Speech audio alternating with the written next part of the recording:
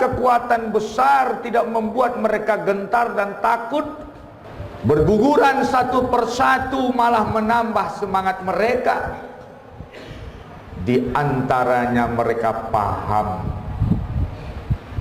bahwasannya kematian melalui syahid adalah kehidupan.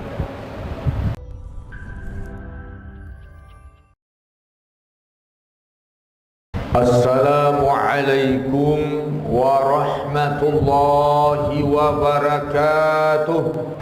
Alhamdulillahi rabbil alamin. Wa bihi nasta'in ala umuri dunya waddin. Syahadu an la ilaha illallah wahdahu la syarika lah. Wa nahnu nashhadu anna Muhammadan abduhu wa rasuluh la nabiyya ba'dah. Allahumma salli wa sallim ala rasulikal karim Muhammadin sallallahu alaihi wasallam. Ibadallah, usikum wa nafsi bittaqwallah faqad fazal muttaqun. Qala Allah azza wa jalla fil Qur'anil azimil mubin wasiyatan lana jami'an bihazil khutbah al-qasirah. A'udzu billahi minasy syaithanir rajim. Bismillahirrahmanirrahim. ولا تقولوا لمن يقتل في سبيل الله أموات بل أحياء ولكن لا تشعرون. صدق الله العظيم. Sidang jemaah Jumat yang dirahmati Allah, khutbah kita pada kesempatan ini bicara tentang energi jihad dan syahid fi sabilillah.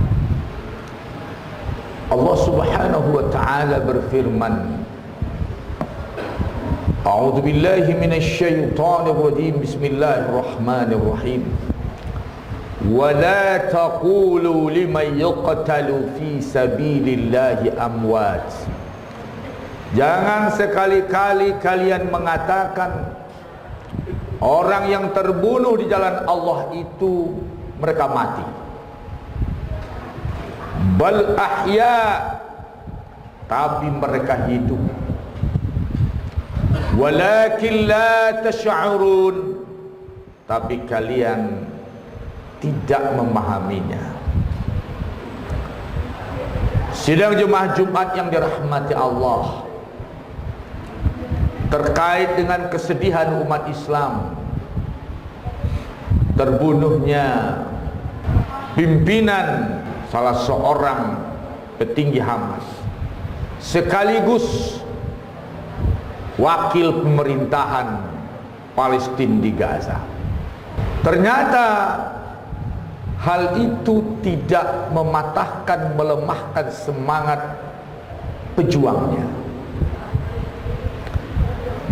Dan beliau juga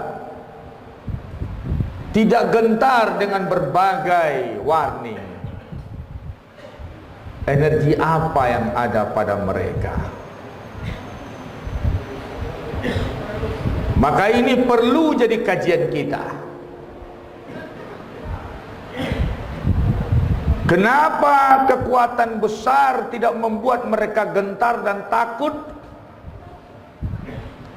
Berguguran satu persatu malah menambah semangat mereka. Di antaranya mereka paham bahwasannya kematian melalui syahid adalah kehidupan. Pintu kehidupan itu kehidupan yang luar biasa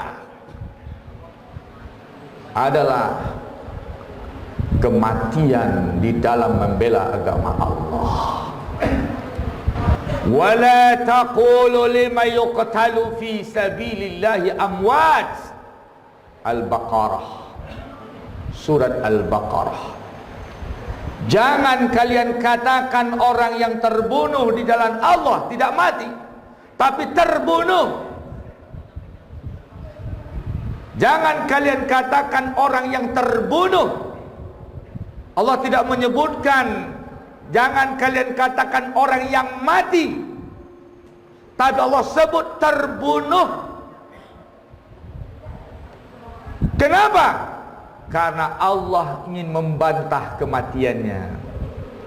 Jangan kalian pernah sebut orang yang terbunuh di jalan Allah, lima yuqtalu fi sabilillahi amwat, mati. Dia hanya terbunuh tapi tidak mati.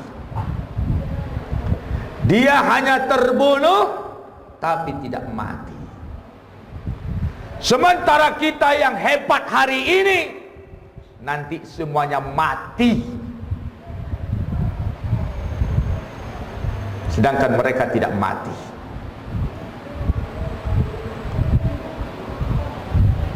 Bal ahya, mereka bahkan hidup. Walakin la tas'urun, tapi kalian tidak paham-paham. Diajarkan tauhid, anda tidak paham. Sampaikan ayat, tidak mau paham. Ada penghalang-penghalang pada diri kita untuk paham. Dalam ayat yang lain, wahum 'inda rabbihim yurzaqun, mereka di sisi Rabb mereka tetap dapat rezeki. Apa itu rezekinya? Amalnya tidak terputus. Keyakinan ini energi yang luar biasa. Keyakinan ini yang membuat terbunuh itu perkara kecil demi merebut kehidupan yang mulia. Inilah energi sebuah perjuangan. Sementara kita yang merasa menyanjung diri kita sendiri, kita akan mati jadi bangkai-bangkai. Sidang jemaah Jumat yang dirahmati Allah, itu Al-Quran surat Al-Baqarah 155. Jangan coba-coba katakan kata Allah orang yang terbunuh itu mati. Bal ahya, maka tidak boleh disebut mati tapi syahid. Disebut dengan istilah syahid. Mereka semua kalau paham dengan hal ini, yakin dengan ayat, dia melihat kematian terbunuh itu keindahan, pintu keberhasilan. Sedangkan kita mati akhir dari kehidupan kita. Bagi mereka terbunuh awal dari kehidupan yang lebih mulia dari kehidupan di dunia. Mereka disebut syahid. Rasulullah bersabda, li syahid khisalun 'inda rabbihim. Orang yang syahid itu punya keistimewaan di sisi Rabb mereka. Hadis sahih. Kata Rasulullah SAW, yang pertama keistimewaannya, yunfaru lahu min awalid daf'in min damihi. Tetes darah pertamanya menghapus semua dosanya. Tetes darah pertama menghapus semua dosa. Coba kita muhasabah dosa kita. Sejak mulai baligh sampai zaman gila jahiliyah kita, bagaimana kita menyelesaikannya? Tetapi yughfarulah, diampuni untuknya min awali duf'atin min damihi. Tetes darah pertama dari darah yang mengucur dari luka kematiannya, maka luka syahidnya, maka habis semua dosanya. Kecil kematian kalau hal itu bisa menghapus semua dosa. Energi syahid. Yang kedua, sidang jemaah yang dirahmati Allah, wa yura maq'aduhu min fil jannah. Dia langsung minal jannah, dia melihat tempatnya di sorga. Makanya setiap yang syahid itu meninggal dalam keadaan tersenyum. Kalau anda tidak percaya, nanti habis Jumat ini di luar masjid anda buka YouTube atau gambar, cari video orang syahid, semuanya tersenyum. Itu fakta nyata bagi anda. Buka YouTube atau Google, lihat wajah orang syahid, tulis syahid, keluar semuanya tersenyum. Kenapa? Karena sebelum sesaat dia akan dicabut nyawanya, dilihatkan sorga pada dia, tempatnya di sorga.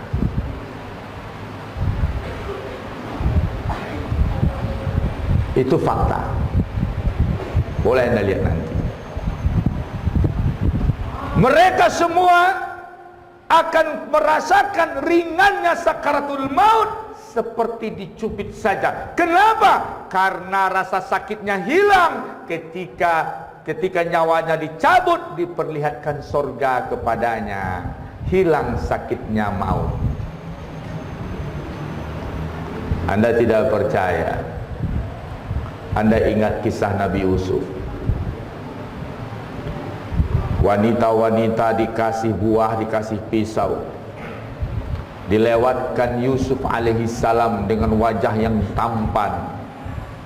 Saking tampannya Yusuf, wanita-wanita melukai tangannya, berderai darah dan jarinya ke lantai. Tidak sadar sang wanita. Kenapa? Karena melihat indahnya wajah Yusuf. Maka sorga jauh lebih indah daripada Yusuf. Maka hilang semua rasa sakit. Ketika dilihatkan Allah kepada orang yang syahid, ini tempatmu di sorga, sorga indah, hilang rasa sakit, seperti dicubit saja. Mereka meninggal dalam keadaan tersenyum. Fadilah ketiga, kata Nabi, wa yuhalla hilyatil iman, dipasangkan perhiasan-perhiasan iman pada tubuhnya, berkilau. Kemudian sudah jemaah dirahmati Allah, wa yuzawwiju snataini was-sab'ina min huril ain, dinikahkan dengan 72 bidadari. Mereka diberi hadiah bidadari surga 72 orang. Huril ain.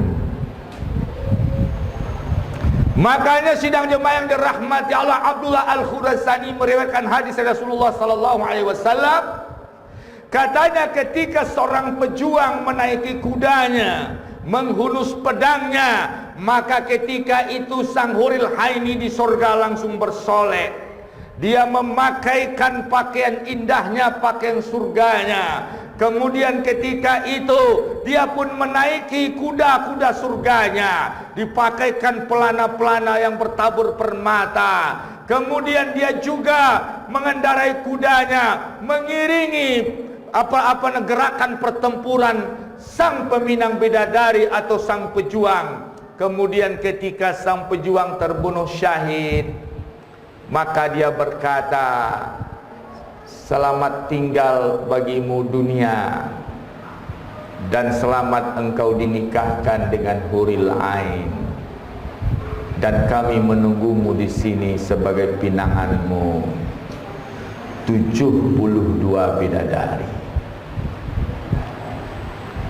Sidang jemaah, hadis sahih. Riwayat ini banyak. Laki-laki biasa kalau masuk surga diberi 2 istri. Tapi kalau orang yang syahid, 72 bidadari huril aini Huril ain, wanita surga terbagi dua, wanita dunia yang masuk surga, dan huril ain yaitu wanita yang diciptakan dari surga, di surga itu oleh Allah Subhanahu wa taala. Wa yujaru min azabil qabr, diselamatkan dari sakitnya azab kubur, tidak merasakan azab kubur, bebas azab kubur. Mati semuanya mendatangi bapak-bapak, hanya cara mati yang menentukan. Anda mau cerita anti jihad, anti surat Madaniyah, Anda terkotori oleh pemikiran-pemikiran yang Qurani bukan Qurani, Anda tetap mati. Anda tetap mati. Mau mati jadi bangkai atau mati punya nilai, terserah Anda.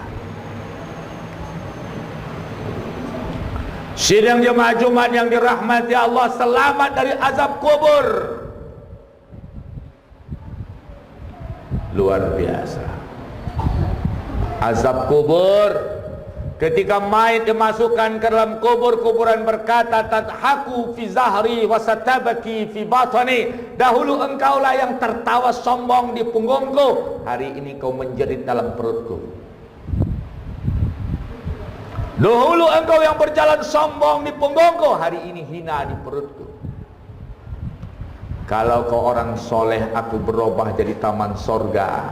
Tapi kalau kau selama ini sombong, angkuh toleh, aku pertemukan tulang kepalamu dengan tulang tumitmu, menyempit kuburan. Makanya ada orang setelah diukur mayatnya, dilebihkan 1 jengkal kepala dan kaki, digali kuburannya, dipanjangkan kuburannya, dilebihkan. Ketika dimasukkan tak muat, kuburan menyempit. Dikeluarkan lagi, digali lagi, enggak muat lagi. Kuburan bergerak, maka kuburan berkata, aku pertemukan tulang kepalamu dengan tulang tumitmu. Mayat dimasukkan terbujur 190 cm, kemudian orang meninggalkannya. Kuburan bergerak menyempit, terbongkar susunan tulang, bertemu tulang kepala dengan tulang tumit. Sekian tahun ada peraturan, ada keputusan, kuburan dipindahkan, digali kuburan, ternyata tulang sudah teronggok di tengah. Waktu dikuburkan terbujur, kenapa teronggok di tengah? Kuburan menyempit, mempertemukan tulang kepala Anda dengan tulang tumit Anda. Renungi sidang jemaah, dunia ini sandiwara saja. Renungilah, dunia ini sandiwara saja. Anda tepuk dada, tepuk-tepuk segala macam, sosok mantap, sandiwara itu. Tertipu Anda, tertipu. Makanya hati-hati. Dapat nikmat mesti tambah bersyukur, bukan tambah sombong. Dapat nikmat mesti takut ini ujian, umpan atau bagaimana. Anda punya kekuasaan, Anda tidak sehebat Fir'aun yang akhirnya hina dimatikan Allah. Anda kaya raya, Anda tidak sehebat Qarun. Anda politikus ulung terkenal, Anda tidak sehebat Haman. Anda punya kekuasaan militer, Anda tidak sehebat Junud Fir'aun. Semuanya mati dalam keadaan hina.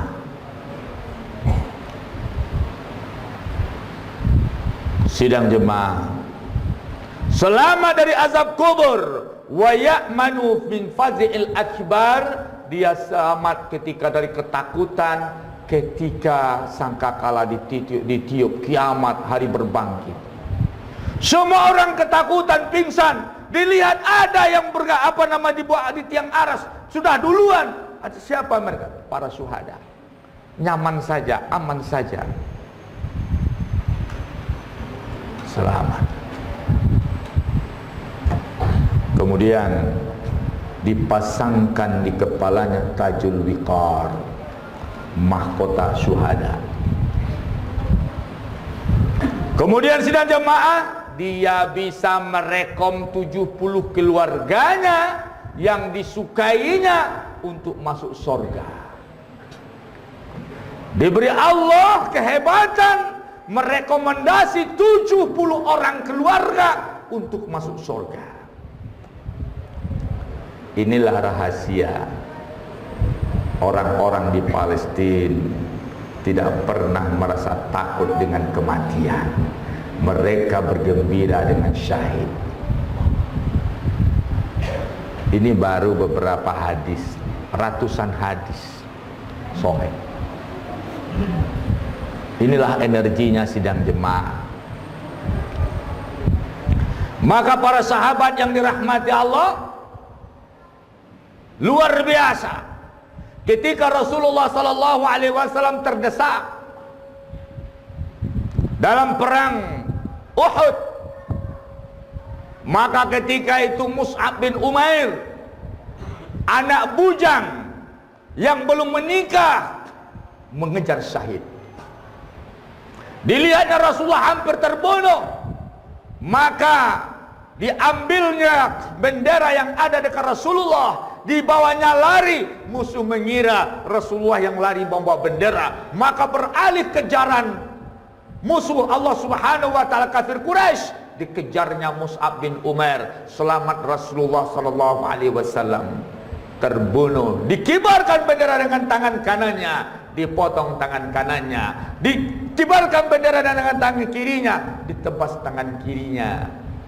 Kemudian dijepit bendera dengan pahanya, ditebas tubuh dan paha, jatuh Mus'ab bin Umair. Selamat Rasulullah. Mereka tidak pernah gentar di medan tempur. Meninggal sang peminang bidadari yang masih bujang, Mus'ab bin Umair. Kemudian siapa pembunuh Abu Jahal? Anak kecil, 2 orang anak kecil, Muawiz bin Afra, Muaz bin Amr bin Jamuh. 2 anak kecil menghunus pedang. Dia tanya kepada Abdurrahman bin Auf ketika pasukan berada di barisan masing-masing, "Ya Am, wahai paman, tunjukkan pada kami mana Abu Jahal yang telah menghina Rasulullah." Maka ketika Abdurrahman menjawab, "Kau lihat orang yang dikawal ketat itu, itulah dia yang di tengah-tengah itu dalam pengawalan ketat para jenderal mereka, itulah Abu Jahal." Maka berpaculah 2 anak kecil ini menerobos barisan. Maka satunya menebas kaki kuda Abu Jahal, tersungkur kuda Abu Jahal. Maka yang satu lagi ingin menebasnya, terpelanting. Kemudian akhirnya satunya menikam Abu Jahal, yang satu lagi ketika dia akan menikam, kemudian terlempar, dipancung tangannya oleh Ikrimah anak Abu Jahal. Tidak putus tangannya, tergantung-gantung potongan tangannya karena kulitnya belum putus. Kemudian ketika itu dia berperang selalu, maka terganggu dengan tangan yang hampir putus ini. Kemudian Muawiz bin Afra mengatakan, "Aku injak jariku dengan kakiku, aku banting tubuhku sehingga putus tanganku yang belum putus itu, sehingga aku meneruskan pertempuran." Anak kecil Muawiz bin Afra, Muaz bin Amr bin Jamuh, pemuda pemabuk, namanya Abu Mihjan. Anak kecil punya energi perjuangan jihad fi sabilillah. Orang bujang yang belum kawin punya perjuangan fi sabilillah. Kemudian pemabuk Abu Mihjan ditangkap oleh Sa'ad bin Abi Waqqas, dipenjarakan karena mabuk. Kemudian ketika itu Sa'ad memimpin perang Qadisiyah, pasukan diberangkatkan oleh Sa'ad bin Abi Waqqas. Maka tahulah sang Abu Mihjan yang dalam penjara, si pemabuk, dia berkata, kemana orang jadi sepi? Semuanya berangkat perang, untuk perang Qadisiyah, perang besar-besaran, menaklukkan Parsi. Di perang Qadisiyah, perang terakhir penaklukan Parsi, suatu negara dikuasa.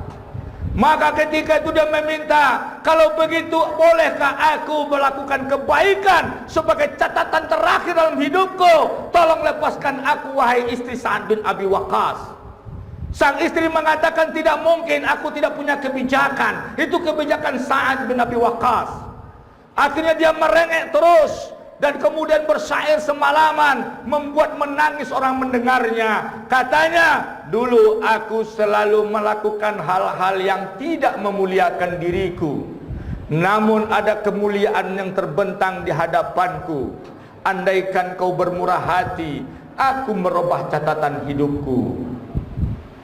Di antara baiknya, solat istikharahlah istri Sa'ad.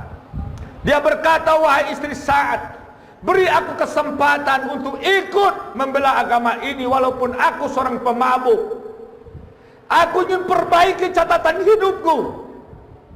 Kalau seandainya aku syahid di sana, itu urusanku serahkan pada Allah. Tapi kalau aku masih hidup, aku akan berjanji kembali ke penjara ini, dan aku akan memasangkan rantai di tubuhku kembali. Aku yang akan mengunci pintu penjara ini. Aku tidak lari dari penjara ini, hanya aku ingin berjihad di jalan Allah.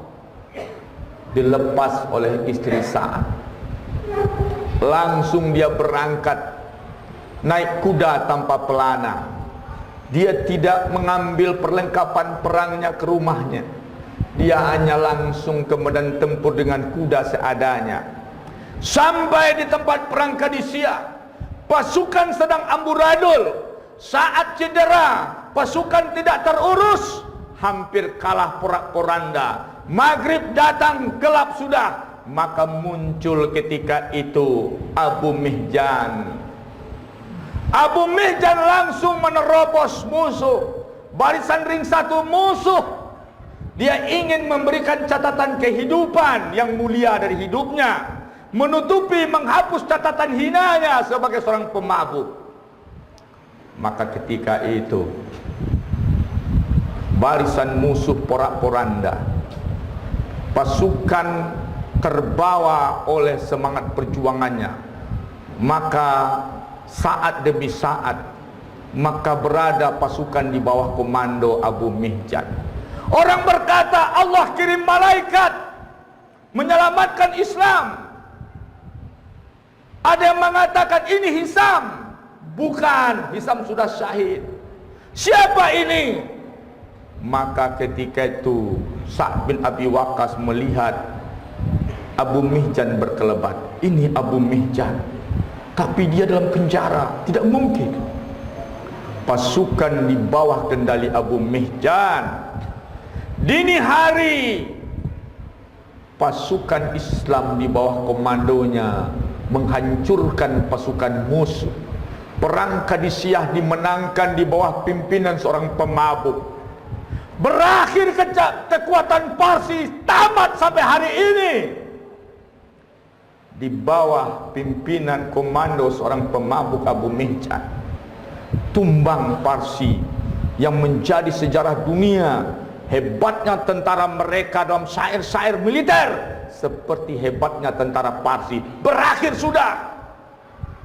Maka ketika itu sidang jemaah, perang usai, Islam menang, ghanimah ditumpuk, harta rampasan perang ditumpuk, dibagi-bagikan. Mana sang pahlawan itu? Tidak ketemu. Ini ghanimah mau dibagi, jatahnya ada. Ternyata dia tidak turun dari kudanya.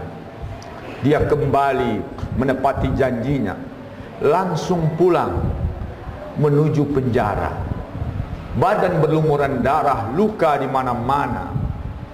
Badan sudah menggigil. Masuk ke penjara, mengunci pintu penjara.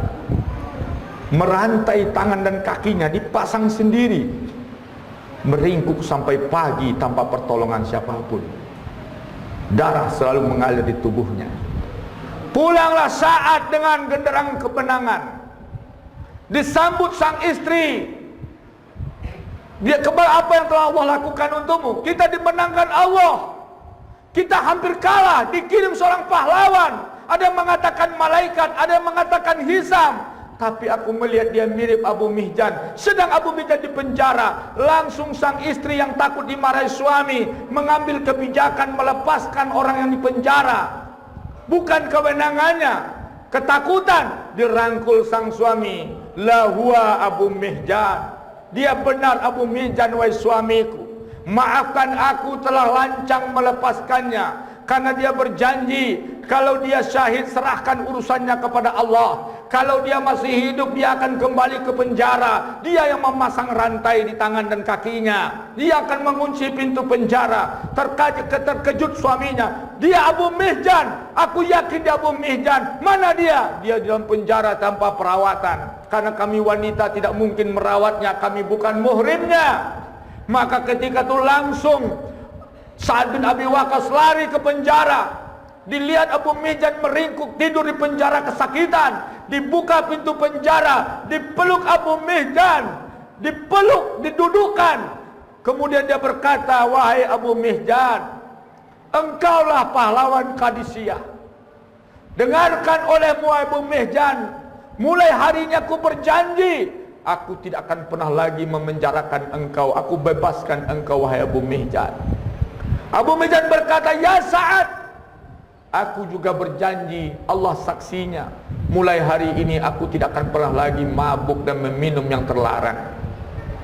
Maka sidang jemaah yang dirahmati Allah, inilah energi jihad yang dipahami oleh salafus soleh, oleh tokoh-tokoh Islam. Dan itu hari ini ada di Palestina.